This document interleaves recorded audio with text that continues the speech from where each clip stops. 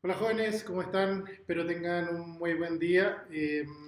Estoy tratando de hacer un pequeño video para que ustedes puedan conocer un poco más acerca de lo que estamos realizando en las clases de estadística en específico. Ya hemos terminado una primera unidad respecto a lo que era la estadística descriptiva y que yo expliqué en su momento. Y hoy estoy ya entrando o comenzando con la segunda unidad, que es importante que ustedes conozcan y comprendan qué contenidos son esenciales que manejen respecto a lo que ya he subido en la página Wix, donde está incorporado todo el material que usted puede ir revisando en la medida que vaya avanzando el tiempo. ¿Ya? Es importante también hacer notar que debido a la contingencia hemos tenido que hacer o rediseñar, ¿cierto?, nuestras clases porque, bueno, ustedes saben con lo que ha pasado, ¿cierto?, en el nivel local, de manifestaciones que han impedido un poco que se retornen las clases. Eh, bueno, hacer este tipo de formas de poder ver o entender un poquito más las cosas para que no se vayan quedando atrás en el tintero, ¿ya? Bueno, hoy les quiero, como les decía al principio, mostrar un poquito respecto a lo que es nuestra segunda unidad que hemos dividido en dos partes, aquella que tiene que ver con el estadístico chi cuadrado y lo que es la regresión lineal. Ambos son temas importantes que ustedes necesitan manejar, conocer y también, por qué no decir, explorar respecto a todo lo que está albergado en la página Wix, como recién les mencionaba al principio. ¿Ya? Bueno, comencemos con esta primera parte, el estadístico chi cuadrado. El estadístico chi cuadrado es una prueba en realidad que lo único que intenta es buscar asociaciones entre variables. ¿Ya? A modo de una pequeña introducción, quiero hacerles notar que, por ejemplo, cuando uno tiene la situación no sé, ustedes no sé si tienen familia, a lo mejor sí, la señora fuma, puede haber quedado embarazada. La pregunta que uno podría hacerse, el que ella esté fumando, ¿cierto?, en un tiempo prolongado, durante mucho tiempo, eh, ¿afectará al recién nacido cuando éste nazca? U otro tipo de situaciones, o el alcohol, por ejemplo, incidirá en aspectos genéticos, formativos, en este recién nacido que está por aparecer. Entonces, esas son preguntas que uno podría hacerse, ¿no? U otro, más adelante lo vamos a ver, ¿se acuerdan de la famosa película del Titanic? Que está también aquí en nuestro ejemplo, más adelante lo vamos a ver. ¿Ustedes creen que la condición social, porque ustedes saben que había una primera clase, una segunda, una tercera clase, ¿ustedes creen que esa condición social eh, podría afectar o no, o impedir o no que se hubiese salvado frente a un accidente que todos conocemos? Entonces, son preguntas que uno podría tratar de responder en la medida que hace un estudio estadístico. ¿Ya? Entonces, estas pruebas son muy importantes que ustedes la conozcan porque van a permitir en un futuro, cuando ustedes también estén en el mundo laboral, ¿por qué no utilizarlas? ¿Ya? Entonces, averiguamos de qué se trata y vamos viendo un poquito para dónde va este asunto.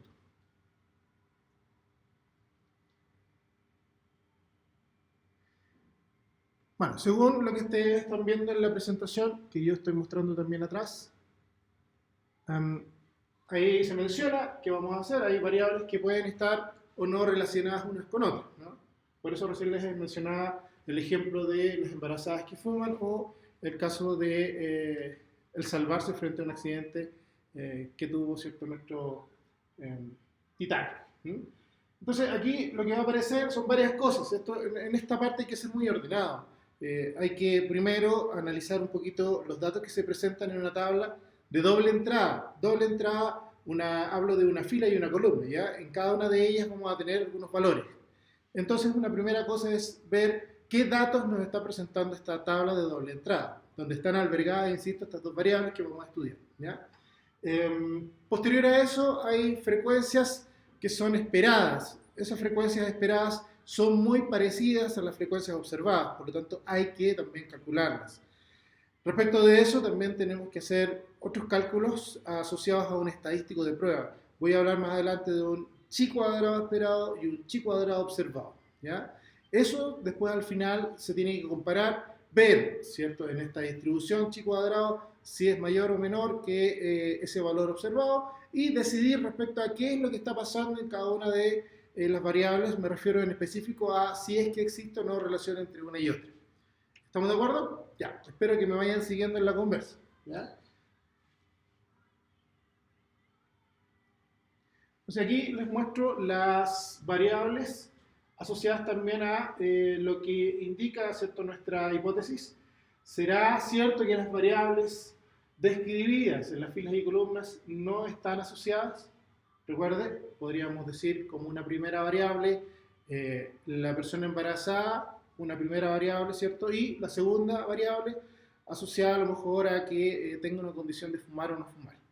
Entonces ahí estamos viendo dos variables cómo interactúan o cómo se pueden o no estar relacionadas o asociadas. Y respecto a una hipótesis alternativa, las variables en filas y columnas están asociadas, una no y otra sí. ¿De acuerdo? Entonces la idea es ver si nos quedamos con H0, la hipótesis nula, o bien con H1. ¿De acuerdo? Entonces, en esta parte es importante, muy, muy importante, entender bien esta expresión, que lo único que hace es determinar la frecuencia esperada asociada a cada valor observado. ¿Ya? Hay una tablita que ya les voy a mostrar y ahí sale más explicado. Entonces, para este ejemplo, supervivencia en el Titanic, primera clase, segunda clase, tercera clase son, ¿cierto?, los elementos que aparecen en nuestra primera columna. Y en nuestra fila aparecen, ¿cierto?, los indicadores sobrevive o no sobrevive. Entonces, por ejemplo, lo que indica esto es que hay 194 personas que estaban en primera clase y que sobreviven. La misma primera clase no sobrevive, ¿cierto? La frecuencia de ambas va a ser de aquí en adelante la frecuencia observada. Si sumamos ambos totales, resulta un total más general de 322 personas. Lo mismo con la segunda y tercera clase. ¿Ya? Vamos a tener totales por columnas, ¿cierto?, y totales por filas. Si se dan cuenta, esta es una tabla de doble entrada, la condición sobrevive o no sobrevive, y si respecta entonces la primera, segunda, tercera clase, tienen o no alguna asociación, eso es lo que hay que determinar. ¿Me van siguiendo, cierto? Entonces, de aquí en adelante, estas 6 observaciones que tenemos van a ser nuestras frecuencias observadas, ¿ya? Lo que tenemos que hacer posteriormente es tener las frecuencias esperadas, ¿ya? Bueno, aquí las tenemos.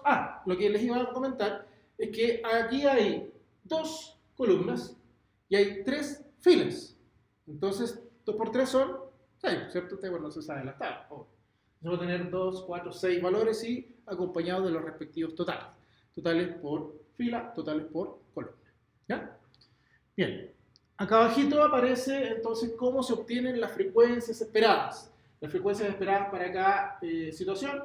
Entonces aquí dice frecuencia esperada 1, 1. Se refiere a el valor que va a ir en la primera fila y primera columna. Por eso 1, 1. Y así 2, 1, 2, 2, etcétera, hasta llegar a filas son 1, 2, 3, 3, 3, 2. ¿No? Entonces, si le hacemos caso a la formulita que teníamos al principio, lo que está indicando esto es que debo multiplicar la frecuencia de la primera fila por la frecuencia de la primera columna. Y eso dividirlo por el total de asociado, digamos, a esa fila que estamos trabajando. Y columna. Entonces, fíjense que aquí en la tablita aparece un total, ¿no? 1313. Ese es el valor n que vamos a ocupar. De hecho, aquí aparece también 322 por 451, digo 1313. A ver, ¿cómo sería eso? Recién les comenté de que la frecuencia esperada, 1, 1, asocia el primer valor de la primera fila, primera columna, ¿cierto? Entonces, este sería el valor asociado a la primera fila, primera columna. Primera fila, primera columna, 194. Tenemos que hacer ese cálculo siempre, con cada una de ellas. Entonces aquí sería 110,6 el resultado obtenido, que debe ser además muy parecido a este primer valor observado, que es de 194, aquí son 110,6. ¿De acuerdo?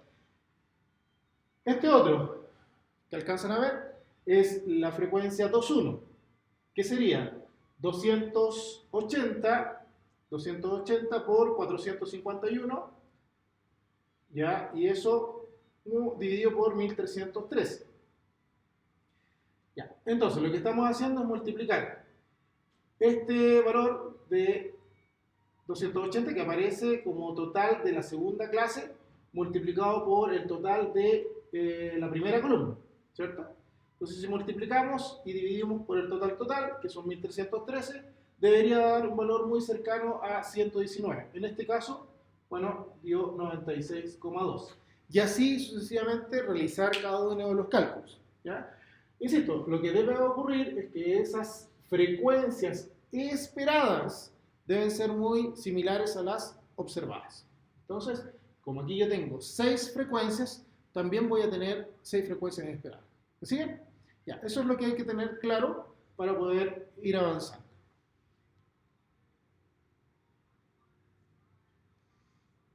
Ya, como ustedes saben, el tiempo es oro. Más en estas fechas. Aquí en la presentación aparecen las seis frecuencias esperadas listas, calculadas, como recién lo expliqué, ¿ya? Entonces 110, 211, 96, 183, 244, 466 y los totales por filas y columnas. A ver, para hacer memoria, ustedes saben que el concepto de memoria uno tiene que tratar de hacer y practicar.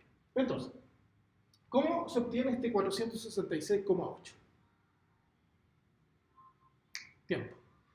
Bueno, la idea es multiplicar, como dije, este 711, que corresponde al total de esa fila, tercera clase, multiplicada por el total de esta segunda columna, y todo eso dividido por, acuérdense, por el total, que sería 1313. ¿Ya? Y así con cada una de ellas, para solo recordar. Muy bien, entonces, primero analizamos o observamos, digamos, las frecuencias que nos daba esta tabla de doble entrada, donde están albergadas las dos variables que queremos estudiar. Calculamos después de eso las 6 frecuencias esperadas, como lo hicimos recién. Y ahora el tercer paso es poder obtener nuestro chi cuadrado, bueno, aquí le vamos a llamar esperado, ¿ya? Y que no es otra cosa que restar la frecuencia observada menos la esperada dividido por la misma esperada, ¿ya? En cada una de ellas, y teniendo cuidado que en esa diferencia que se está haciendo debemos tener un cuadrado, ¿ya? Entonces aquí vamos a sumar cada uno de esos totales, porque miren, recuerden, ¿qué valor le correspondía a este 110? Me refiero a la frecuencia observada. Vamos a la tablita. 194, ¿cierto? Ese es el valor observado. Y el esperado que obtuvimos, 110,6, ¿cierto? Ya, entonces, ahí tenemos la observada, la esperada, una diferencia que va a estar al cuadrado y luego dividido por la frecuencia esperada. ¿Se entiende? Hacer ese mismo trabajo en cada una de las 6. Ojo, que en este ejemplo tenemos, como dije, 3 filas, 2 columnas. Pueden también haber variaciones en ellas. Podríamos tener 2 filas, 2 columnas, o 3 filas, 3 columnas, etcétera, etcétera, etcétera. ¿Ya? Ojo con eso. Ok. Aquí entonces presento las dos tablitas, las frecuencias observadas y las esperadas, para hacer más o menos la diferencia entre cada una de ellas. Si hay o no mayor o menor diferencia, es lo que tenemos que darnos cuenta, ¿ya? Entonces, entre 194 y 110 hay una diferencia. Lo mismo entre 119 con 96,2, etc. Entonces, en la medida que exista mayor diferencia, y en cada una de ellas también, y como total, vamos a entender de que también hay diferencia entre las dos variables que estamos investigando o viendo si existe alguna relación, asociación o dependencia, ¿ya? Bien.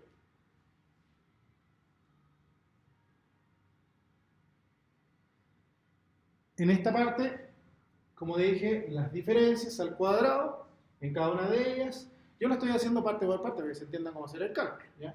Usted lo puede hacer en forma directa, puede hacer la diferencia al cuadrado, ¿cierto? Dividido por la frecuencia esperada, sumar cada una de ellas y obtener el total inmediatamente, ¿ya? Eso.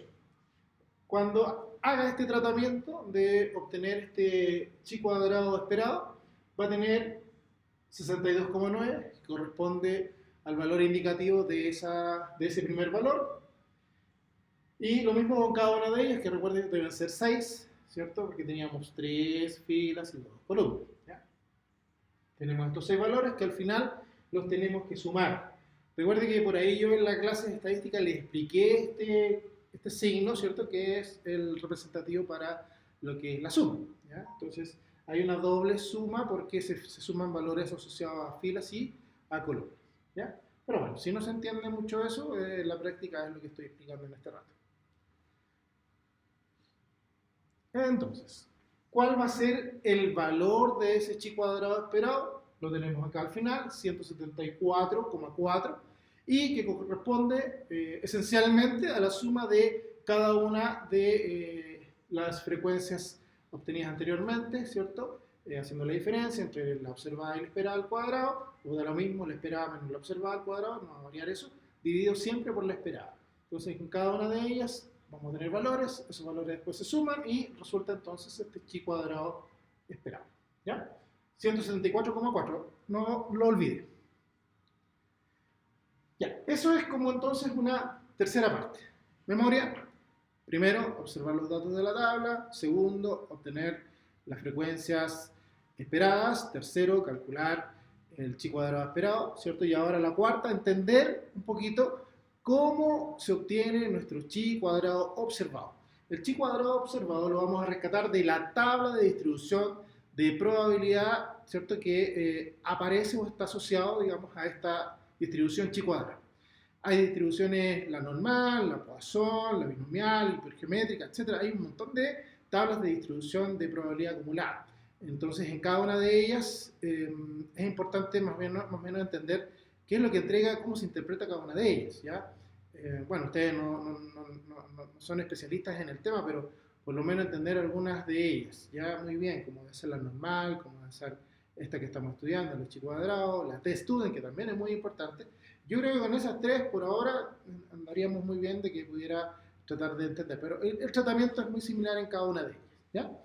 Ok, entonces miren, la distribución chi cuadrado, todas tienen una forma especial, ¿ya? Así como la distribución normal es como una campanita, una cosa así, más menos simétrica, ¿ya? Quiere decir que lo que está al lado izquierdo coincide con lo que está al lado derecho. Esto es una normal de media mu y varianza sigma cuadrado. Entonces acá lo que tenemos es una distribución chi cuadrado, ¿cierto? Con dos elementos. Uno, los grados de libertad, ¿cierto? Y por otro lado, el nivel de significación. Este chi cuadrado tiene dos elementos, no olvidar, los grados de libertad y el nivel de significación. Entonces, en cada una de las tablas que recién les comentaba asociadas a estas distribuciones de probabilidad, nos van a pedir algunos datos. Esos datos son los que les menciono. ¿Ya? Bien, entonces para seguir con lo que estábamos indicando hace poco rato, cada una de las distribuciones de probabilidad presenta una tabla en específico donde también se incorporan las probabilidades asociadas al área bajo la curva. ¿Ya? Entonces, lo que está mostrando esta gráfica no es más que la porción de área bajo cierto valor crítico. ¿Ya? Entonces, si este valor crítico estuviera muy cercano a la colita, digamos, de esta curva, la porción de área que está abajo de ella es casi 1, ¿no? O 100%. Entonces, eso es más o menos lo que indica para entender estas cosas. Ya, entonces, nuestro valor observado, chi cuadrado, recién les comentaba, nos va a pedir dos elementos. Uno son los grados de libertad, como dije, y el nivel de significación. Esta tablita que ustedes están viendo acá entrega esos valores también considerando los grados de libertad y el nivel de significación. Para cada uno de estos problemas, si es que no dice nada respecto al nivel de confianza,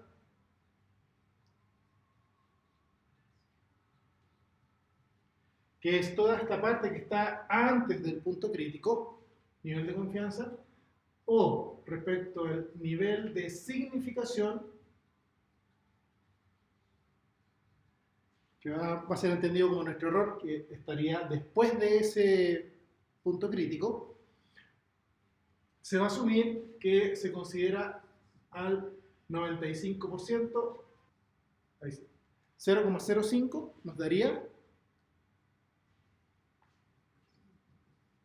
más el 0,95 nos daría 1 o una unidad. ¿Ya?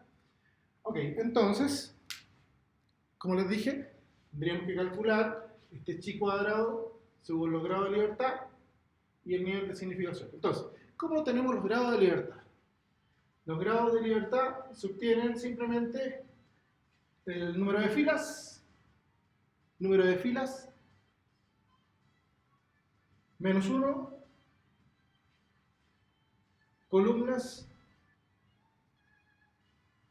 menos 1. ¿Ya? Entonces, ¿cuántas filas teníamos en nuestro problema? ¿Se acuerdan? Primera clase, segunda clase, tercera clase. 3 filas. 3 menos 1 son 2. Columnas. ¿Cuántas columnas teníamos en nuestra tabla de doble entrada? Supervivencia, o sobrevive o no sobrevive, ¿cierto? Entonces tendríamos 2 columnas. Y 2 menos 1 me da 1. Entonces los grados de libertad serían 2, 1, ¿cierto? 2, 1. Y el valor de significancia, en este caso sería 0,05. 0,05. ¿Ya? Entonces, vamos a ver cómo se obtiene este 174,4.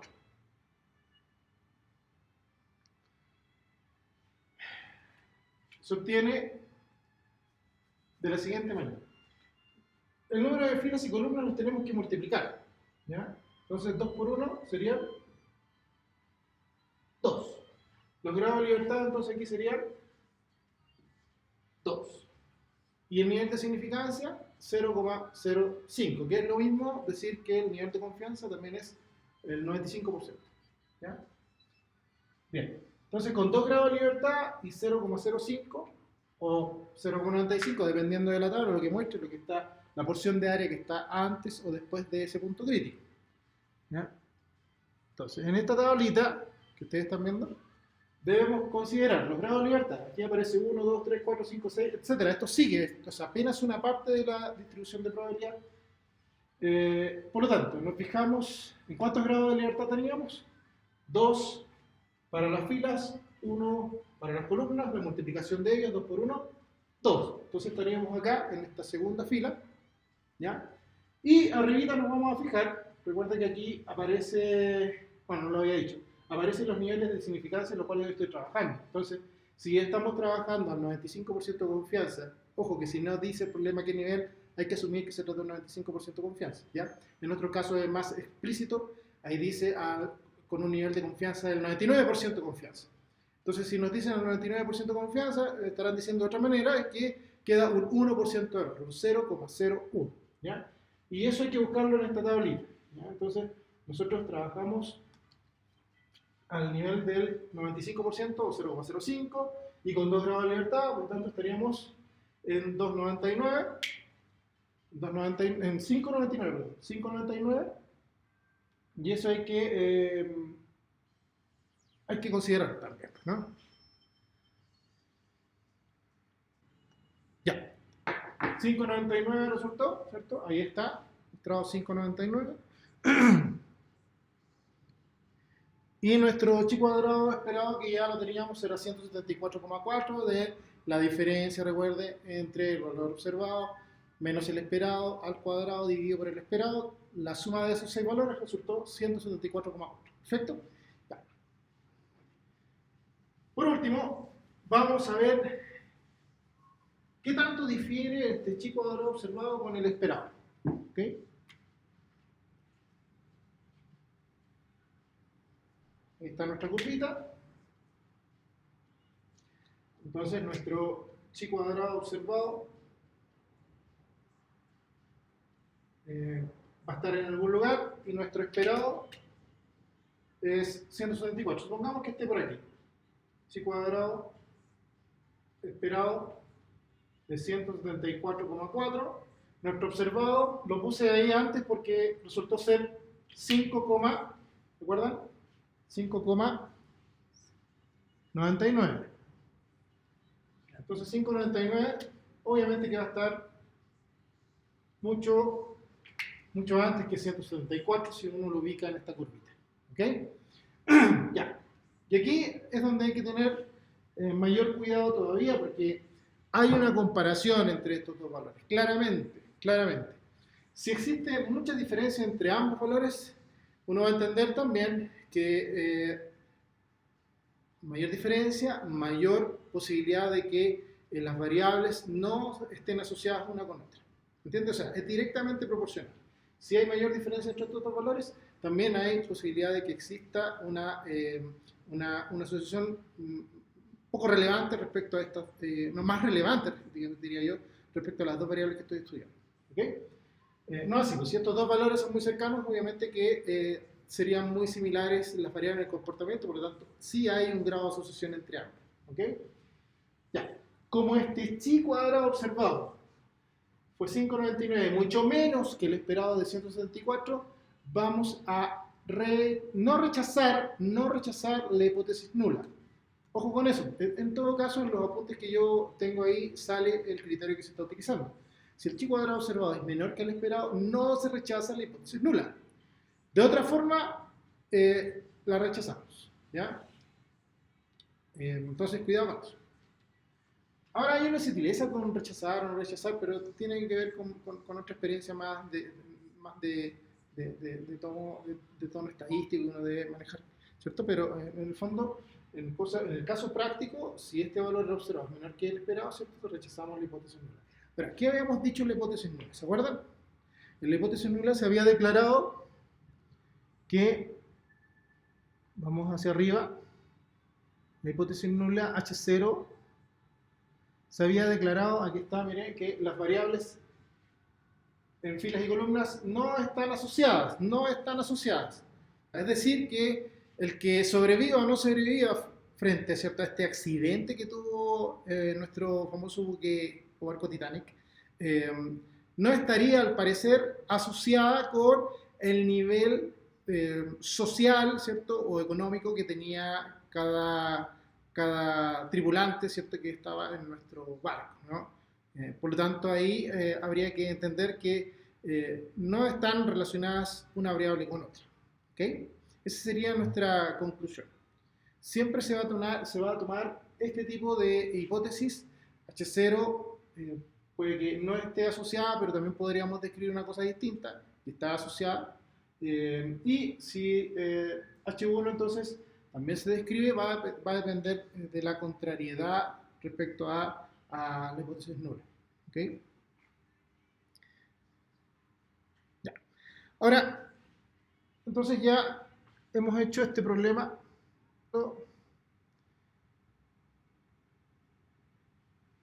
Finalmente tendríamos que concluir, ¿cierto?, a lo que ya expliqué anteriormente, aquí respecto al significado, las variables no son independientes. ¿Ya? O sea, aparentemente no existiría un grado de asociación significativo respecto a las variables que estábamos estudiando. ¿Okay? Eso es lo que más o menos yo quiero que entiendan, que comprendan, que analicen, que traten de hacer los problemas en función de lo que he explicado, que tengan claridad de la secuencia de los pasos, tener muy bien asumido qué es lo que se está presentando en cada uno de ellos. A ver, hagamos una síntesis para que no lo olvide, lo tenga más claro aún. Analizar los datos que están presentados en la tabla de doble entrada.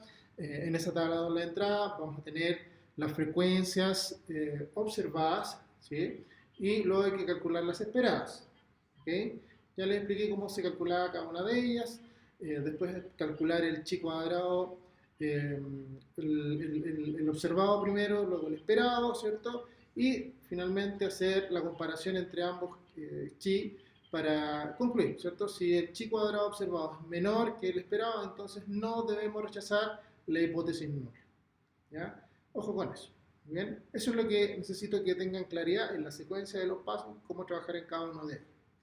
Ya jóvenes, espero que esta pequeña clase que he preparado para ustedes haya sido de explicativa para lo que está, ¿cierto?, en los apuntes contenidos en la Wix. Y no duden en escribirme, no duden en enviarme algún mensaje. Está la plataforma, ¿cierto?, para este tipo de instancias de comunicación. Siempre estoy llano a contestar sus dudas. Muy bien, que les vaya muy bien y que tengan un excelente día. Nos vemos.